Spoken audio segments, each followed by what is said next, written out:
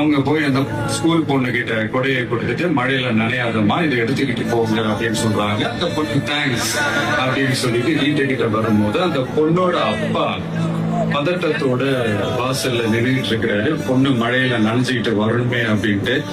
அந்த அப்பா வேற யாரும் இல்ல, அந்த ஆட்டோக்காரர்.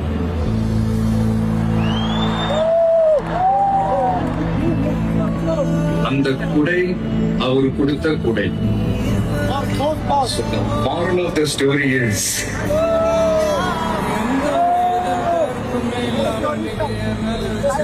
முடிஞ்ச வரைக்கும் எல்லாருக்கும் சின்ன சின்னதா ஒரு நல்லது அது செஞ்சு இருந்து பாருங்க. லைஃப் ஒரு மாதிரி ஜாலியா இன்ட்ரெஸ்டிங்கா இருக்கும். ஒரு ஃபேமஸ் சேயிங் இருக்கு, வெள்ளத்துல தவிக்கிற ஒருத்தருக்கு நீங்க படகு கொடுத்தீங்கன்னா பாலைவனத்துல நீங்க தவிக்கிறப்போ அது ஒட்டகமா வந்து நிற்கும். இப்ப யாராவது உங்களுக்கு ஏதாவது கெடுதல் செஞ்சுட்டாங்கன்னு அதை நீங்க பழி வாங்கிட்டீங்கன்னு நீங்களேன், அந்த நாள் முழுக்க நீங்க சம மகிழ்ச்சியா இருப்பீங்க.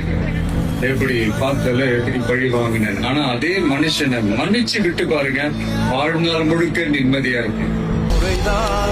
முறைதான் உன்னை பார்த்தால் அது வரமே, நினைத்தால் உன்னை நினைத்தால்